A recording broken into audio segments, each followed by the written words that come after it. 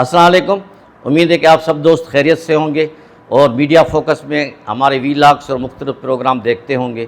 میری آپ سے یہی گزارش ہوتی ہے کہ آپ ہمارے چینل میڈیا فوکس کو سبسکرائب کریں، لائک کریں اور بیل آئیکن کو دبائیں، یہی میری سب سے بڑی کامیابی ہے۔ ہمارے ملک کا نظام کیسے چل رہا ہے، یہ گزشتہ 1-2 ہفتے سے کسی کی سمجھ میں نہیں آ رہا۔ ہمارا نظام جو ایک سسٹمیٹک وے میں جاتا تھا، خصوصاً اسٹیبلشمنٹ کا، فوج کا، اور 26 تاریخ کے بعد جو ہے ہمیشہ جو یہ کمان چینج ہوتی تھی 3 سال کے بعد، وہ ایک اپنا تاریخ ہے اس کی کہ وہ ایک ٹائم پہ وہ اسی طرح چینج ہوتا تھا۔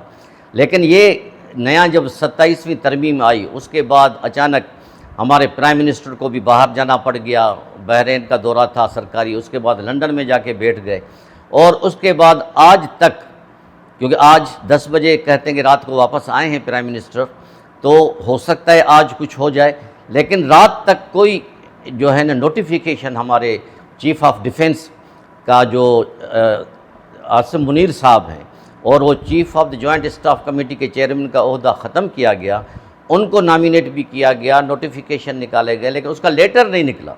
اس کے لیٹر نہ نکلنے سے پورا نظام تھوڑا سا آگے پیچھے ہو گیا۔ دشمنوں کو اپنے سوشل میڈیا پہ اپنے ایسے باتیں کرنے کا موقع ملا کہ الامان الحفیظ، اور یہاں ہماری ساری کیبنٹ جو ہے وہ تقریباً یہ تھی کہ بس نوٹیفیکیشن آ رہا ہے، لیٹر آ رہا ہے، یوں آ رہا ہے، اور کوئی مسئلہ ہی نہیں ہے۔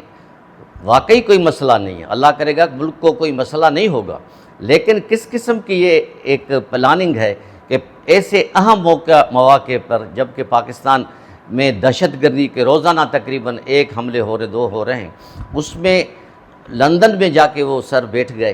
کس وجہ سے بیٹھ گئے؟ کوئی سرکاری دورہ بھی نہیں تھا، اللہ ان کو صحت دے، شفا دے۔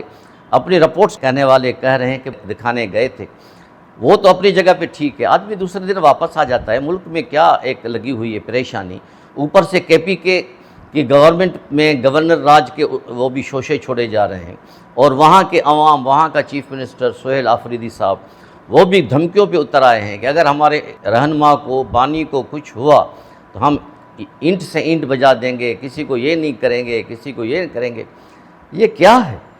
ہم فیڈریشن ہیں، ہمارا ملک خداداد پاکستان ایک سارون کنٹری ہے، دنیا ہمارے پاس جو نیوکلیر پاور ہے، اس میں اس قسم کی دھمکیاں ہوں اور اس قسم کی باتیں ہوں، اور وہ بھی آپ لوگوں کی اپنی غلطیوں کی وجہ سے۔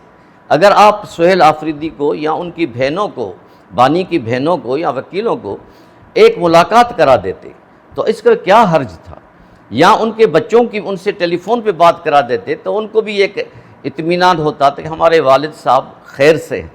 یعنی کل ان کے بیٹے کا جو بیان آیا ہے وہ بھی بڑا ایک مایوس کن ہے کہ ہمیں تو سمجھ میں بات نہیں آ رہی کہ ہمارا باپ کس حالت میں ہے، زخمی ہے بھی کہ نہیں ہے۔ تو اس قسم کی جب افواہیں ہوں گی، باتیں ہوں گی، تو دشمنوں کو موقع ملیں گے۔ پاکستان میں اس وقت بہت بڑی نازک صورتحال ہے، خاص کر کے امن امان کی صورتحال۔ پرسوں جو یہ ایف سی میں نوکنڈی پہ جو حملہ ہوا ہے، اور وہ ایف سی کا جو دفتر میں نے خود دیکھا ہے، جب میری پوسٹنگ کوئٹہ میں ہوتی تھی تو میں وہاں کوریج کے لیے گیا تھا، تو پی ٹی وی کے حوالے سے، تو وہاں پہ جو وہ اتنا شاندار ایف سی کا دفتر ہے، اس میں وہ کہتے ہیں کہ 6 یا 8 دہشت گرد گھس گئے، 4 کو انہوں نے مار دیا ہے۔ کہنے والے تو یہ کہتے ہیں ابھی 3-4 دہشت گرد اندر چھپے ہوئے ہیں۔ تو یہ کیا ہے؟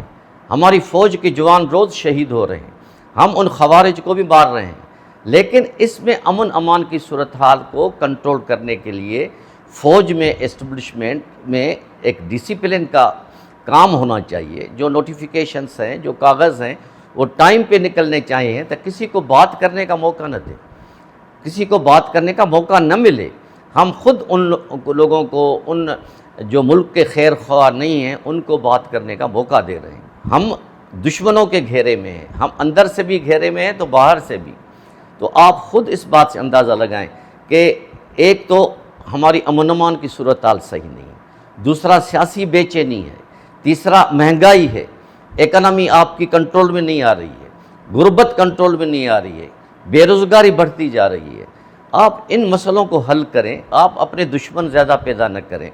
تو میری التماس ہے پرائم منسٹر شہباز شریف سے اور پارٹیوں سے تو کہ خدارہ ابھی بھی ہوش کے ناخن لے، ابھی بھی مخالفت برائے مخالفت نہ کریں، ابھی بھی ٹائم ہے کہ ہم ایک ہو جائیں۔